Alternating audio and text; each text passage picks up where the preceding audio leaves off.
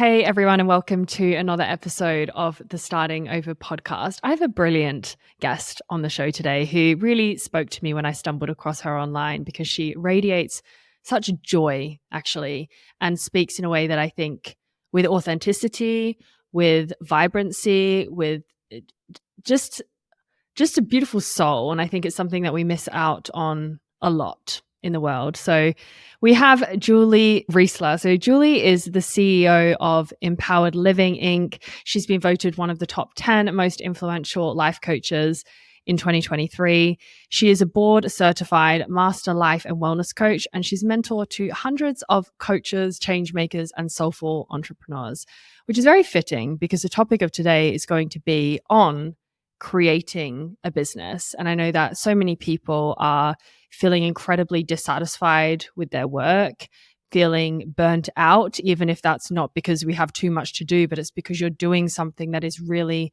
not making you feel alive.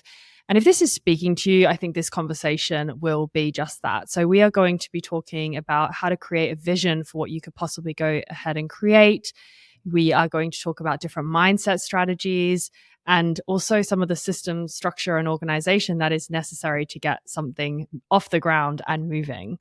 So, Julie, thank you so much for joining us. It's a pleasure to have you. Shannon, thank you. I am really excited to have this conversation. I think this is so pertinent, so needed. So I'm thrilled. Thank you for inviting me. You're very, very welcome. Where I do want to start, actually, Julie, is a little bit in your personal story, because you, as we have established, you are the CEO of a successful coaching business, but you were at one stage navigating work and you're a single mom, you left your job. Like, walk us through that time in your life and what that was like for you. Yeah, I mean, I just got chills as you were saying that because it was quite a stressful and very, very challenging time. And nothing happens in a vacuum. So, there was quite a bit that led up to that moment where I was in a corporate job. I always say it was fine. It paid the bills. I liked it. I really didn't love it. And what I would say for anyone listening is I felt depleted by it. I didn't feel replenished or rejuvenated. Our energy is always going to be a gauge. And I didn't realize that at the time, but I would just come home feeling like done. And it was a really, really tough time in my life. I had recently gotten separated and divorced. And even though it was as kind and gracious as it could be, it's a big deal to go through that. I had actually, I think done a lot of inner work on myself and realized that we had just grown in really different directions. So coming to those terms, to that aspect of, frankly, it was courageous for me to kind of speak that up. And it was really challenging, really hard, really a moment of definitely some of my greatest growth opportunity and saddest moments, and also a space to kind of, you think of that flower that comes through the concrete sidewalk. It's how I started to feel like I could see the bud coming up. And I'm like, wow, in this time, it was really hard. I was a single mom at the time. So I had 2 young kids, and I knew, after going through, for anyone who's gone through, not that I recommend a divorce or breakup or split, but I knew in my soul, I knew, Shannon, like it was the right thing. It was right for me. So that was helpful to know that. And then I think that question of where else am I out of alignment started to kind of naturally come to the surface. And that is where I realized, oh gosh, darn it. Like I'm out of alignment in a lot of places. I was out of alignment in my health, which I did not realize until I had a diagnosis, was in the hospital. I was out of alignment in my work. Again, nothing was bad or wrong. It did not feel aligned. And alignment feels very different than surviving, right? Thriving is very different than surviving. And I felt out of alignment, I think in the way that I was spending my time and my energy, and even making a career and money, and how I was adding to the world. From the outside, it looked fine. It looked great. Actually, there was really no issue on the outside, but on the inside, it felt very different. And so that question of where and how can I get more in alignment with what's important to me? What what's important to me in a greater way, my soul's purpose. How do I want to make an impact here? We get one life. And I really got in touch with, how do I want to use my life? I think crises like a health condition or a breakup or a loss can often crack us open. So for me, Can't it they? was all of it. Yeah. Yeah. I often say that in relation to a perception of a breakdown, because we often think of it as being cataclysmic, one of the worst things that can happen. But I say if we can shift our focus and consider that to be a broken open, even if it's so hard, it's so uncomfortable to be in that space. And you can only really appreciate it in retrospect, I find, unless you've totally mastered this thing and you're like, okay, I'm there again. I know that this is the call to step out or to really shift and change something in my life. But goodness, I've been in so many situations where it's hard to see how things are going to get better, and you're stuck and you're indecisive and you don't know which step to take. You're so caught in fear about how it's all going to work out, whether you're making the wrong choice. Did you have any of that yourself? Yes. And actually, I'm very visual. So the image I got was, I think what started to happen is, yes, I felt like if you've ever, I just went to a yoga class this morning. I didn't eat before it. I got really dizzy. So if you've ever yoga or in a moment where you feel dizzy, you feel like, where am I? Like metaphorically, it felt dizzying. Like I felt really out of the routine, out of my lifestyle, right? And for me, it's interesting. It felt dark in many ways. And I was, like, what is going on? However, the image I got is that pilot light. We all, I think of it as in our heart, in our who we are. It started to grow much brighter, much stronger. So I started to, and this is something I teach, I believe in, we can talk about. My inner knowing, my intuition got louder, became more evident. I started to lean on it more because I realized, I pushed it down. I sort of did not follow it before. And all of what I kind of pushed down, for me, for many of us, I had used like addictive behaviors. For me, it was more actually in food. For some, it might be alcohol. It might be, gossip or TV or social media or, shopping, whatever it is, but anything to block that, I stopped doing that. And all of a sudden it was clear. I would ask myself, I would notice, okay, what's the next right step? Okay, what's important to you? All these big questions. And it was like, oh, I have answers in me. This is why I'm obsessed with what we'll talk about, the work I do, but also the idea that we all have that inner guidance. And so it was this, kind of like life, like there's those polarities. It was such a tough time. There was such inner struggle, but also like, who am I? I feel like my identity of who I am. I was married to this person in this lifestyle, in this religion and group and grouping and all of these things. And all of a sudden, I catapulted myself out of that. And so on one hand, it was very confusing, dizzying. And on the other hand, I felt like I'd never been so grounded and so lit up and so sure in my whole life. So it was holding both. Powerful. Yeah. Yeah. And at what point did you decide to start your own business? Yeah. I always say, because I've worked with a lot of entrepreneurs and a lot of women and some men that are starting their own business. This is my story. It's not what I recommend everybody do.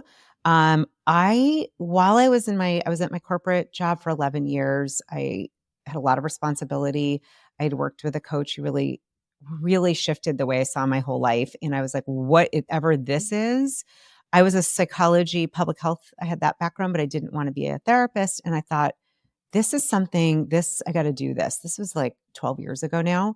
So I went back and got a master's degree in this work, but from an integrative perspective, like from a holistic kind of looking at the whole person, mind, body, science, all of it. And for 2 years in my degree, we had a practicum, we had practice clients, and I would just practice. And then done with the practicum, I had everyone, either they wanted to continue, or I know one of my practicum clients said, would you want to coach my brother? So they all asked me, what do you charge? So one thing I loved my master's. Google.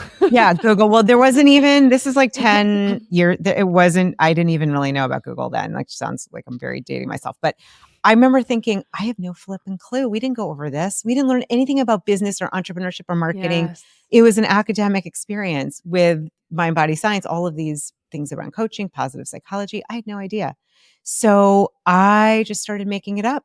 And I really, at first, I mean, I definitely undercharged in the beginning until I started to realize this is transformative work. But so during that 2 years of getting my degree, by the time I'd say about 6 months after I graduated, I just decided I kept hearing this inner wisdom, this inner voice saying, you've got to do this. You've got to do this. And I couldn't do it part-time. I couldn't do both.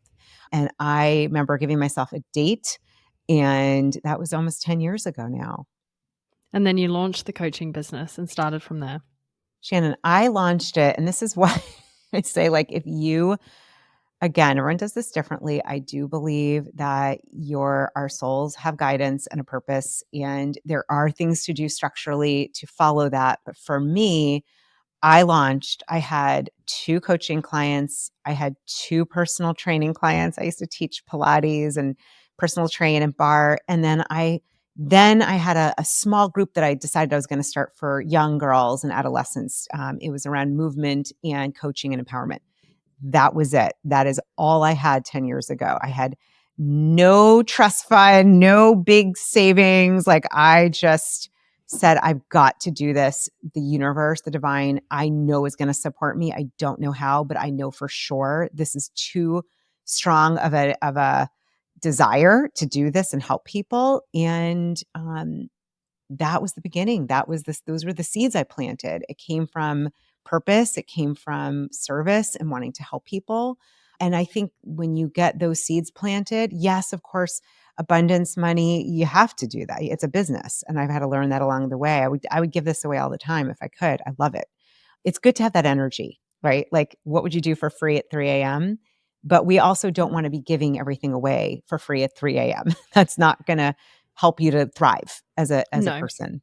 No, exactly. And we'll come to that later piece when we talk about some of the more practical elements. But it's true, I think, in the beginning, when you're insecure or you're lacking in confidence because you're also lacking in experience, you're a beginner, for so many people, it can be so tempting to undercharge and over deliver to compensate for that insecurity that you feel. That was certainly one of my own mistakes that I've made.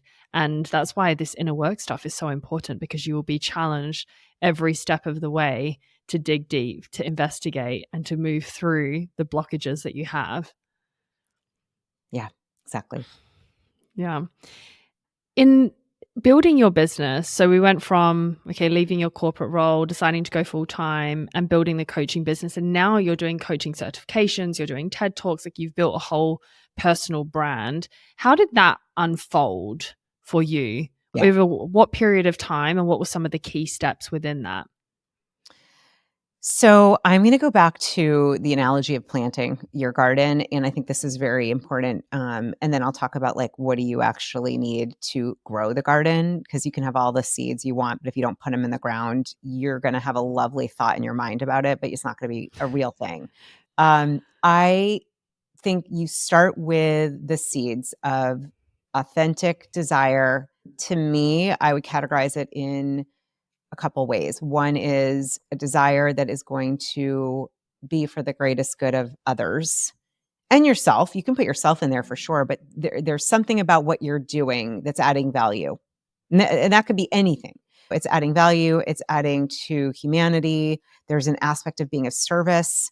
That could be your artwork. That could be your work as a functional nutritionist. That could be your work as a glass blower. That could be your work as a consultant. So you're coming from that place. Those seeds have that greater spark of divinity, of service, of expansion, of creativity, of using your gifts. So I think getting really clear on that, then, you've got to plant them and start to water them. And for me, I didn't have anything fancy in the beginning. I had a website that I made by myself at this point. We're talking 10 years ago. It's changed so much, the landscape. I mean, it was not the best website. I had like 7 colors, many different crazy fonts. It looked crazy. It looked like a date, like you were going to sleepover camp, or like like a clown camp, like legit. I had Comic Sans. I had just the silliest. I didn't know. I just thought, oh, this is fun. I don't know. But what I did have is I was really passionate and I started to talk about it and share about what I did. I did do some very strategically aligned free workshops and sessions and ways to get myself in my community. A lot of those, I actually tracked them, led to incredible opportunities and partnerships. So when you come from service, you come from heart, you come from, I really want to make a difference, don't be surprised when you see how the universe works. I've seen this over and over and over again. And then I was like, okay, now I really don't know what to do though. I mean, I had a sense, I had a good entrepreneurial sense, but I loved Marie Forleo had Marie TV at the time. I was watching that. I did her B School. I did her Copy Cure with Laura Belgray, who's since become, I've had Marie on my show. Laura, I love, like, it's just amazing to me what's happened. But these women, I'm like, all right, these women are doing it. Okay. So I just started to learn and to watch others and to get inspired. There was a community that I joined. I got involved in their mastermind. I'm a big fan of Hal Elrod, who wrote The Miracle Morning. And I remember he endorsed my book. This book, by the way, it was not a plan thing. I just heard, my intuition said, you got to write your book now. And I thought, okay, I've already done this. So a year in, I'm like, all right, I'm going to write a book. I wrote it like I was writing in a journal, so it didn't freak me out. And then Hal endorsed it. I didn't know Hal. I reached out to Hal and just said, I love your work. Would you consider? So a lot of what I've seen that works is being willing for people to say no, asking, and people maybe not getting back to you, like being comfortable with asking and making requests and suggesting ideas and seeing what's possible and just being open. All of those requests didn't get answered. I had some people I wanted to endorse my book. Some got back to me, some didn't. I've invited people, to speak on my show. Some I've learned that for me, I trust, and this is a big thing, is trusting you are where you're meant to be. I trust there's a greater universal source of energy that's got this going on, and I'm showing up to do some good work. And that has helped because that's the mindset piece. The mindset is huge. The other thing I would say, Shannon, because I did a program where I had done a lot of practice and coaching. I'm talking like over 100 hours before I started charging. And so my confidence meter was high. Like, I'm very confident in this work. I've also had a transformation, many of them in my own life, and then now I've seen it. Now with many, many hundreds of people, mainly women, some men, but I think that helped is to have that confidence, to know it's not an ego thing. You know that these are your unique skills and brilliance and gifts. There's a greater power using you, working with you, and it's going to help others and it's going to grow you. And so I think having that confidence was hugely helpful because I knew when I would talk about this work, and it led to doors opening, teaching at Georgetown University, starting my own certification. I was part of a mastermind where we talked about doing TED Talks, and I was like, oh, I should do that. I had already pretend I had one early on in my career. I'd put on slides. Like, don't underestimate the power of visualization. I'd put together slides, reviewed them with some friends at my school. We got together, and then 3.5 years later, here are 2 opportunities. I applied to 4, and I forgot to check one of one of them got back to me on Facebook. I almost missed it. And so I was like, oh my God, I got 2 out of the 4. I was thinking if I even get 1. So we don't know. We don't know what's possible. And I always say you follow where you can be of service, where there's energy, where there's a need, where others are looking for support that also intersect with your brilliance, your gifts. That's kind of the macro to growth in my business. And I'll tell you, I'm at an interesting intersection now. I haven't even talked about this yet, but there's a whole other area opening up that I'm like, I wonder what that's going to look like. And I'm just doing baby steps into it. But to add that component, there's a bit of just being okay with and comfortable with not always knowing what's going to be next. Oh, so important. I so struggle with that. It is one of my, I think, biggest struggles at present, which is Yeah. learning how to be okay with the unknown. I think so many of us struggle with it, but it's learning how to trust. I think when you do have that leaning on faith, if that is something you believe in, I think can really help because it allows you to find a sense of stability where there is none. Yeah. And Yeah. But I hear that intuition is a very big part of this for you, which is really contrary to what a lot of, say, business advisors talk about, because I hear they'll be like, okay, you need to do your market research in great detail to understand what is the need, what is the target audience, what is this. It's not to say that that's not important, but what I have personally found is that there is something in understanding yourself first. Like, what is your authentic message? What are you being called to share? What makes you light up? And that is the foundation upon which you can learn other strategies or tactics.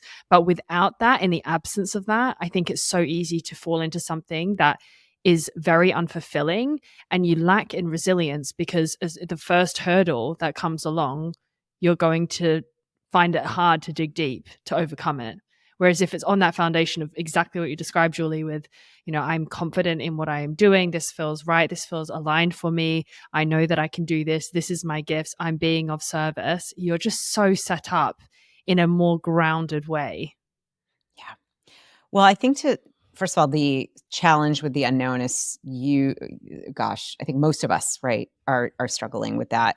We live in a very head intellectual dominated world and society. Most of us are living from the neck up. Taking that journey of the 18 inches from your head to the heart might be the most important trip you make, because, and I'm not talking from a like out there woo woo perspective. I mean, like, there's so much science and research and data that we literally do get intuition and inner wisdom and guidance and intelligence in our heart, in that space in you that is not coming from fear. That's not coming from ego. That's not coming from doubt. And I think, like anything, you go to the gym to train your muscles, and we know this example. It's the same thing. And this is what you said earlier on, Shannon, is training ourselves to have, whether you call it faith or trust or surrender or knowing. And the more you do it and you see, oh yeah, that actually, that did kind of suck, but look what came out after. Or actually, I've always been supported and guided somehow, even though it didn't necessarily lead to where I thought. I didn't think I was going to be doing this 10 years, 15 years ago. Are you kidding? I mean, I was on a trajectory. Like, so building that ability to be like the natural world. So I love, and I know we were talking about nature and being near the Alps, and being near nature it's really the best teacher. It's not easy. You got to pause and actually say, you know what? It's always changing. So I am part of that. We're all energy. I'm part of that energy of creation and expanding, of ebb and flow. So things are always going to be moving and changing. How do I accept that? And then also stay steadfast in my intention and my desire, and coming from a greater place of not just how does it serve me, but how is it going to serve others that I'm, here to work with. Mm. How much do you think that initial vision is important versus allowing something to unfold over time? So I think what I would say, I'm like thinking about this from a couple different angles. I teach a coaching certification. We were just literally talking about this, especially when you're working with someone and they're like, I want to focus on this, and then it changes.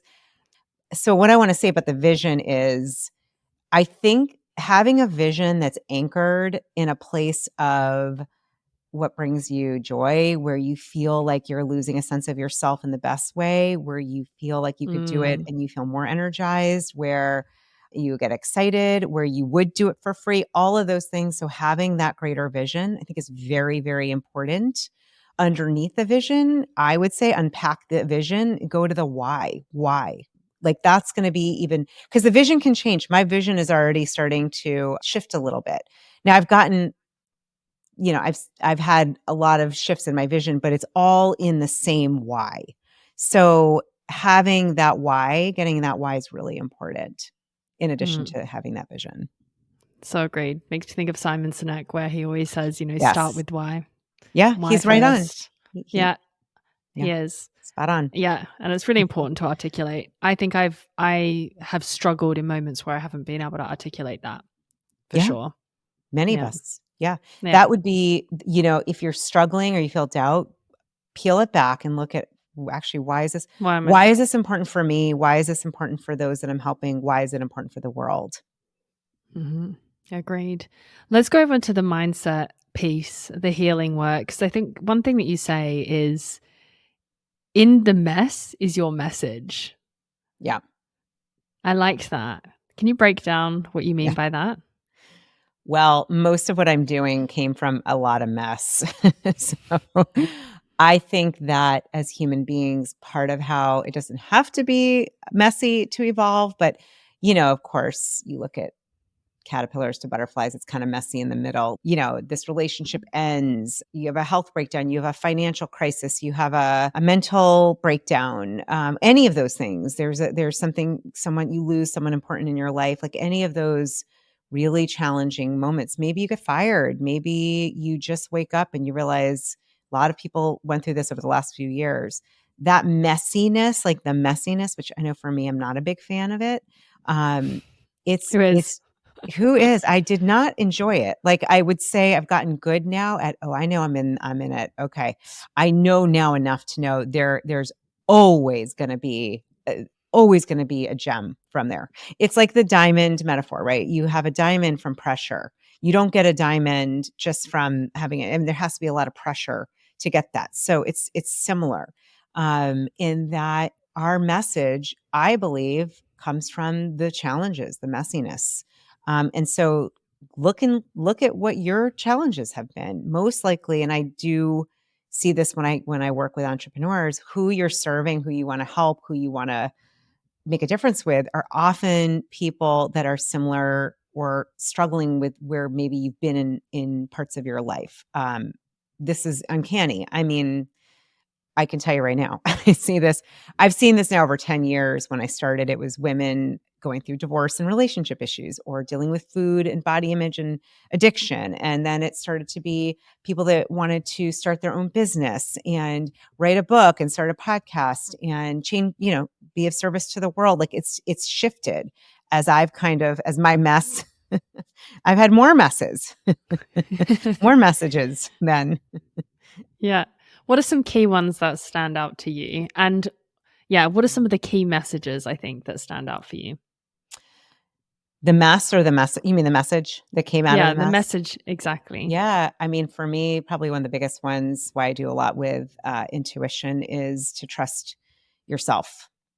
Trust yourself. Everybody's different. Some of you listening might be that you, get a gut feeling, you feel things in your body, you feel others, highly empathic, sensitive, you might get visions, you might hear, you might just know. Um, Trust your energy, trust yourself, trust what you're getting, trust that nobody is a guru for you. Nobody. That's why I wrote the book, Get a PhD in You. That's why I talk about being your Uist you, because I do believe you've got all the roadmap, the instructions, how to be, where to go. It's knowledge within you. So know that, trust that. I mean, did a lot of time in life where I pushed the F down, and it's gonna come back up. It's gonna come back up at some point. It did for me. Today, I always say, like, my life is powered by that inner guidance, by intuition. So to trust yourself, I think is, you're in trusting yourself, you're also trusting something greater than yourself, because we're all connected to the one source, the one universe, divine mind, whatever you call it. So yeah, that's been one of the biggest messages, is to also spend time with yourself, to do that inner work, to invest in yourself. I don't just mean financially, I mean like with your time, with your energy, with your intention and attention and focus. And that is actually the opposite of selfish, because you're not going to give if there's no overflow. So it's all connected. If you want to be of service, you want to make a difference, you want to do something you love, you wanna feel happy and healthy and vibrant, you gotta treat yourself that way, and a lot of that begins with honoring yourself, your energy, your voice, what you feel is right for you, and it's not about making others wrong, it's just know that there is no guru outside of you. That's an important one, and I think a pitfall for a lot of people Yeah. who are on this a spiritual journey as well. I think it can be really tempting to place somebody on a pedestal because you lack the very self trust. And I say that with compassion because I also know I've had some major wake up calls from doing exactly that, from not listening to my own intuition, from Yeah. constantly second guessing my own decision making, from seeking outside of myself all of the time. What do you think I should do? What do you think I should do?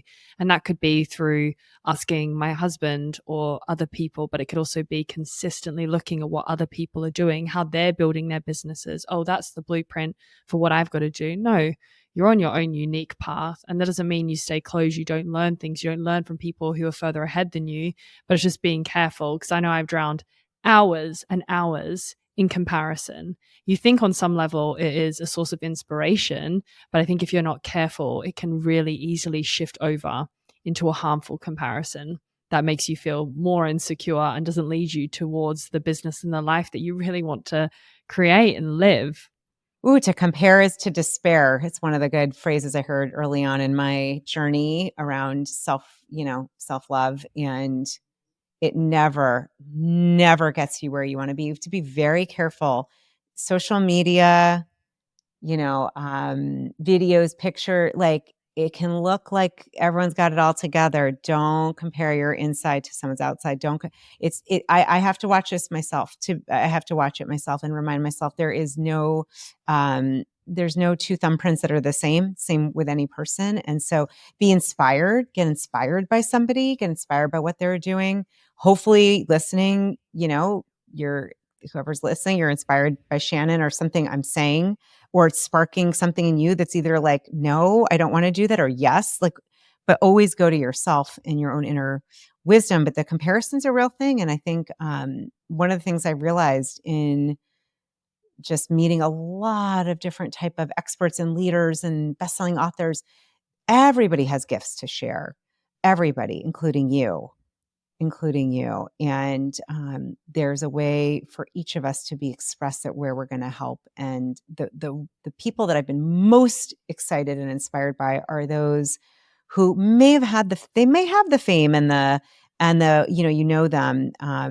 And what's underneath is you can tell they are coming from a place of heart and from true giving and service and making an impact and divine connection. So, just stay in your own lane. That's what I tell myself every day. Stay in your own lane, Julie. Just stay in your lane and ask where to take the next turn in your lane. Do not get in someone else's lane. It's not gonna bode you well. Was that ever something that you felt trapped to? Oh my gosh, comparison? Yeah. Oh yeah. Are you kidding? Oh, absolutely.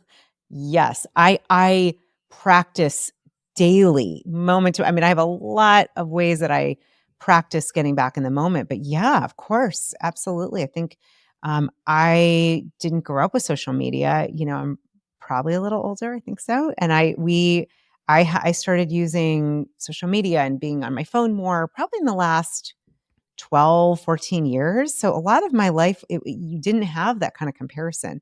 But even so, like I remember just, anytime you turn on the TV and I'm like, oh, I wish I looked like that, or I wish that I had that poise or that hair or whatever it is. And I have just learned, and it's not perfect, but what I've learned to really do is shift my perspective and to like, wow, bless that person. That's amazing. I love how they're showing up. That's inspiring. How can I be more of my meest me? Like, how can I and cheer on that person? It feels very different. But when it creeps in, comparison, envy, jealousy, sometimes those emotions, we're human. We have all of them.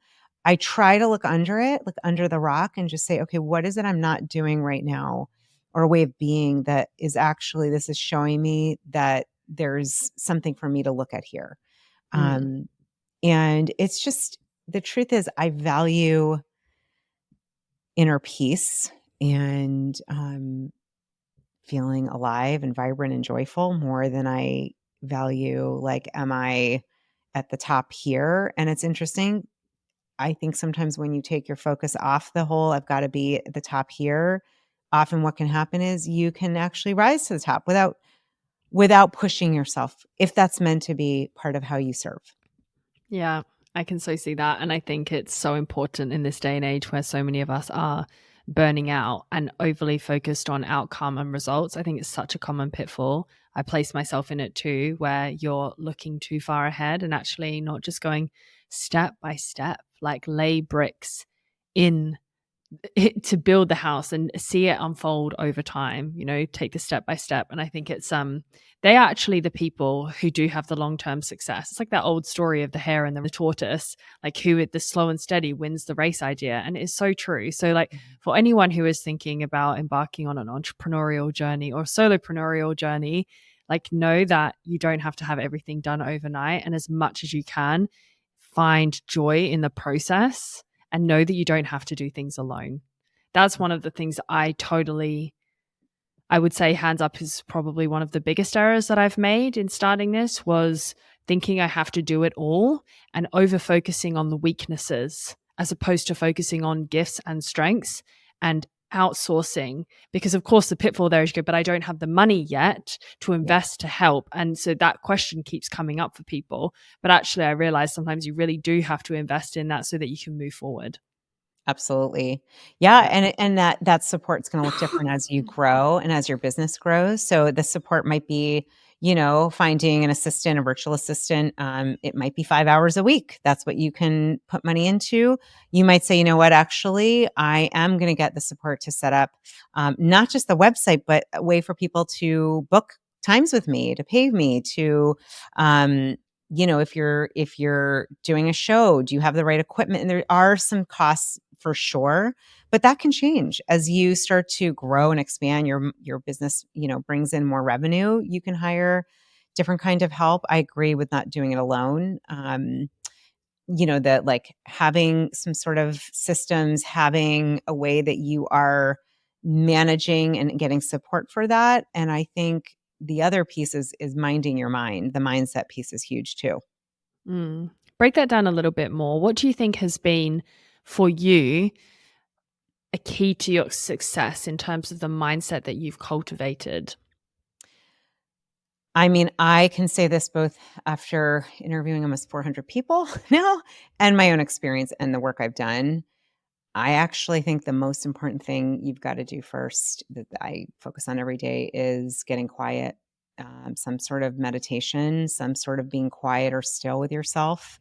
There's a lot of ways to do that. It does not have to be just sitting with a mantra like TM. It could be something you're listening to. It could be a walking meditation. It could be through yoga. There's a lot of ways, but finding stillness, you've got to create that space to be able to, frankly, if your nervous system is out of whack, if you're burned out, if you're in that fight or flight all the time, you're actually not going to be in a state where you're as connected to creativity, to innovation, to resilience. So calming your nervous system, to me, that those what are considered self-care are imperative. So for me, meditating, I have a certain meditation that I do every day. I pull a card and I review it, like a really lovely intention card. I do yoga pretty much every day. And other things that I'll pick and choose from, but like I do that first before I talk to anybody or have any appointments. And that is the beginning of it. Um, I think tracking the wins and tracking where you've learned. I actually literally track it in my phone. I'm looking over here because I have a beautiful on the back of my vision board has, it's like a tree and it's, oh, when I spoke at that event, I met that physician and she brought me in, and then I met this person and this. So I just track all of the beautiful expansion. That's helpful to just, if you're going to look in the past, look and see, oh, what worked out for you. Where did Why? that, why does that make a difference? Yes. Why has that been so helpful? Yeah, because I think it gives us that reliance, that evidence. It's like building your trust muscle. When you see, oh my God, it did work out. That did work out. Oh my gosh, that did lead to that client. You know what? That other client saying no led to this client saying yes, led me pivoting. When you can start to see those patterns and see, oh, this is not me in the middle of the ocean by myself without a raft or a life jacket, but actually it doesn't feel that way sometimes. Feels like I'm by myself without a life jacket, but actually look at that boat came, and look at that cruise came, and I joined the crew. Like, you're going to start to see it's going to build your own your belief system. We have BS, right? Our belief system. And a lot of the That's the BS, is BS, it? a lot of BS is BS, but you can change that. We know that. So anything you can do to remind yourself to see the evidence, to see the data, the statistics, like, oh, you know what? I chart I chart both my revenue and also my miracles. So, and I look to see month by month, oh, isn't that interesting? When I volunteered and led that workshop, look at the opportunity and look at the highest revenue that month. You start to see patterns. I am big into Mm. charting and writing things down and seeing patterns. I think that that can be one of the best ways to prove to yourself, to show to yourself, oh, you know what? This is working. I'm not all alone. There's a lot of evidence to show me that this is working, that this is going to be okay. And that actually, when I'm of service, when I gave extra time to that client, when I made that referral, whatever it is, actually that led to more revenue that month. Isn't that interesting? Yeah, that is interesting. And it makes me think about the importance as well of cultivating patience, because I think sometimes when, we live in a very fast paced society and we expect quick wins, we hope at least for quick wins. And actually, more often than not, things take a little bit longer than you expect them to. And every time it's like an invitation to work on the perseverance. I think about, I was going back through my list of people that I wanted to have on the podcast. And I saw that I had contacted somebody back in, I think, February 22 or something. And they said yes, but 1 year later. And I thought, wow, that is an achievement, but it took me that long. It took me that long of showing up consistently to be able to get to that place. And there are so many instances, I think, in life where we have that. I had this moment where I live in Switzerland, it's insanely gorgeous. And I remember 10 years ago, I walked on this very street backpacking with my best friend, saw this gorgeous view, a beautiful home overlooking the mountains, the lakes. And I said, I'd love to live somewhere like this one day. And then 10 years later, I'm living on that exact same street because my husband bought a house on that street. I was like, what are the chances? What are the chances? And it's that takeaway moment of, gosh, what if it really is just having a little bit more trust and a little bit more patience? And rather than focusing on the short term, think a little bit longer term in where you want to go. Beautiful story. Oh, I love that. And I would love, like, anyone listening, like, do that for yourself. Where has that happened? I know for me, oh, I mean, it's only almost too many to count. And, here's the thing, what we're looking for, we're going to see, right? Between the reticular activation system, that RAS, and also what we focus on expands. So you've got to it's like you got to keep good mind hygiene. I've actually not said that before, but it's true. You have to have good hygiene with your mindset, with with the thoughts that you're thinking, with what you're telling yourself. This is where I do think, it's why I love coaching. It's why I love what I do, because it can be hard to do that by yourself, but you can have friends, you can have people that are other entrepreneurs with you. So you're not just doing this solo. That's the point. We don't want to, as you said, Shannon, it's not about doing it alone. And look at that, like, you let go of the attachment. You were coming from a place of, wouldn't that just be amazing? So I would say, coming from that, like, curiosity and that joy, that childlike wonder of, wouldn't it be really cool if I could Yes. write a book that touched millions? Wouldn't it be really neat if I could build a business that was so profitable that I was able to open the nonprofit I want to do? Like, wouldn't that, I mean, and then we let it go. We don't get attached. Mm-hmm. I want to move on in the final chapter towards this piece on productivity and systems and structure. And I think for anyone still listening, they will know that there has been like a spiritual blend in this, or bend to this conversation. And I have certainly seen that a lot of people who do have that interest and are more in flow, more in their intuition, have less of the natural tendencies to be very logical, very organized, very practical. I don't know if you've witnessed that, Julie, but it's certainly something that I've noticed. And I think it is something that is really necessary at the same time in building a business. So I'm really keen to hear from you as to how you have grown this, because you have people working for you now. You have to set goals, you have to have systems in place. So what are some of the things that that you do in that front? Yeah, and I would say, luckily, I've seen it where and I have experienced you can be both. I think, having that greater perspective of service and purpose and why comes first. However, if you don't implement it, if you don't have systems, if you don't have specific things that you're doing, actions that you're taking, some sort of modified business plan, looking at your goals, looking to see how it's going, looking at patterns, you're going to miss the ability to help people. There has to be something structured there. So you can have the most, all the beautiful interior design, but if you don't have a house for it, it's very strange. You would just have, all these beautiful pillows and lights and lamps. You need places to put it. So I am huge. I'm lucky in that the way my design is, my energy and my literally human design and the way I've been trained is I have both, right? I've definitely got like bigger picture thinking, that visionary. However, I also have got like, all right, boots on the ground. How are we going to make this happen? And so I would say if you're someone who's like, I need help with that, that's where you might outsource. That's where you find someone to be a project manager, an online business manager, someone who can even just help assist you. Because having those, different systems, I'm a huge fan of whether it's something as simple as Google Docs, having, a drive with everything is organized, having, we use Slack and Airtable and so many other Calendly and a calendar. I'm not, they're all different kinds of ways of doing this today, but a way that you have your calendar so people can book your time and pay you, making sure you have somewhere where you can keep your tasks and what you've been doing. That's where I'm a big fan of Asana. I use as well. So there's a bit of both. And that's the one thing. And I'll say that just seeing that with many creatives and coaches is that, I was trained, I think I told you, there was no training on this at all. I left and a lot of my friends who were coaches aren't doing it today.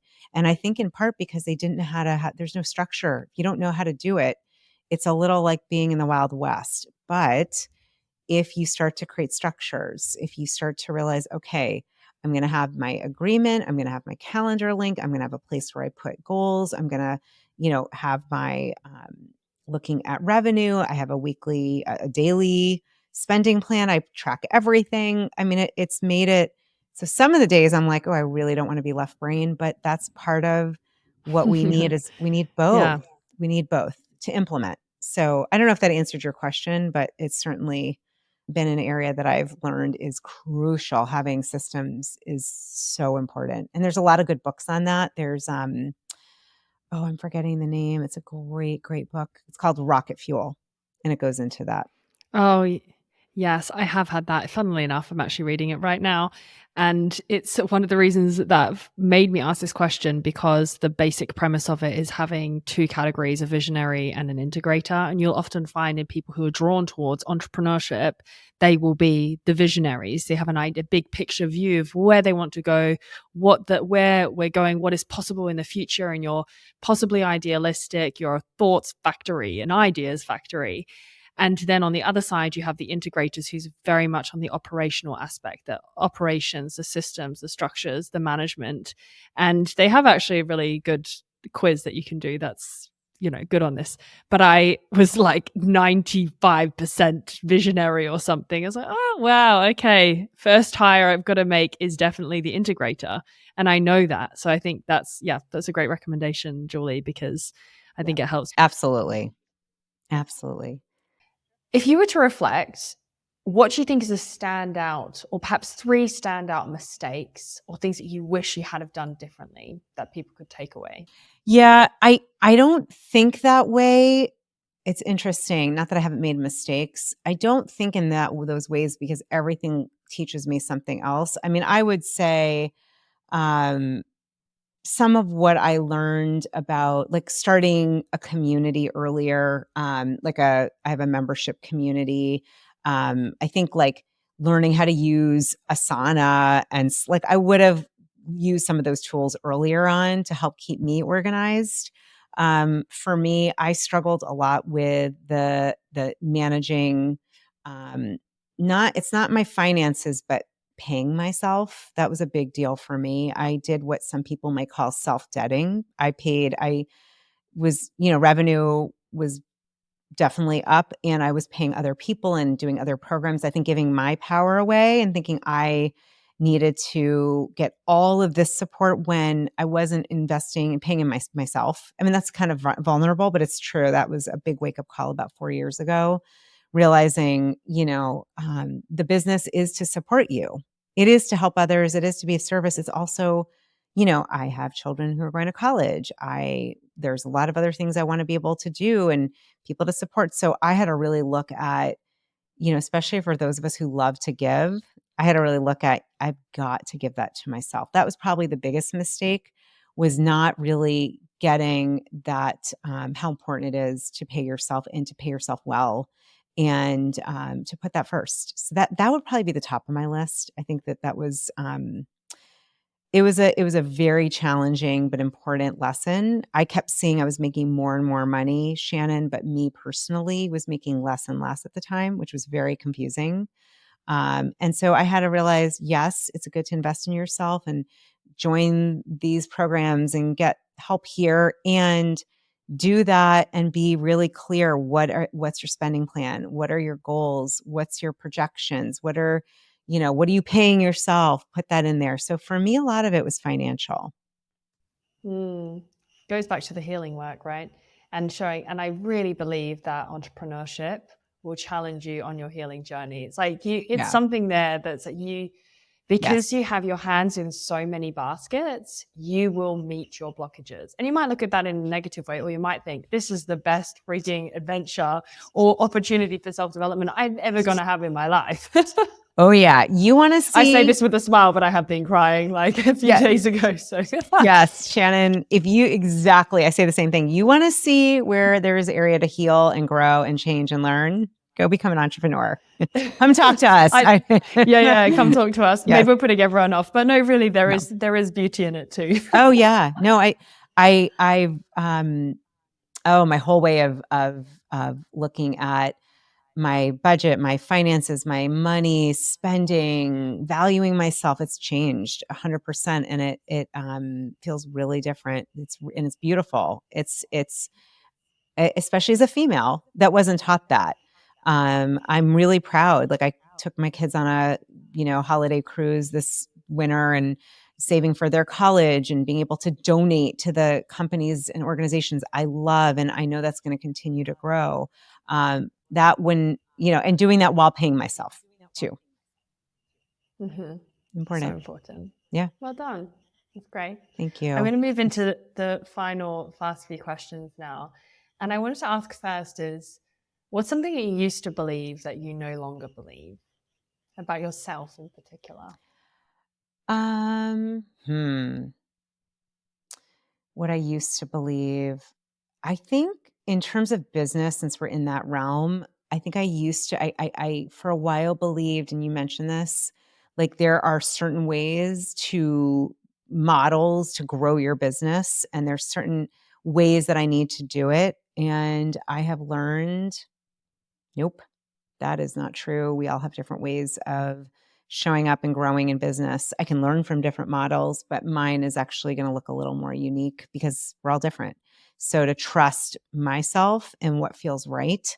I can get ideas from others, but there's no guru on the outside. There's no guru. There are people that are wise, that have wisdom, but ultimately, like, I would actually boil it down. I'm a verbal processor. So here's the answer. It's not to put anybody on a pedestal, anybody, including myself. Like, take them down off the pedestal. There's inspiration, there's learning, there's wisdom. There are people I just adore with all my heart. There are people that I know I'm going to adore when I meet. There's some that I don't align with. It doesn't matter. We are all from that one. And I do not put people on pedestals. It's a slippery slope.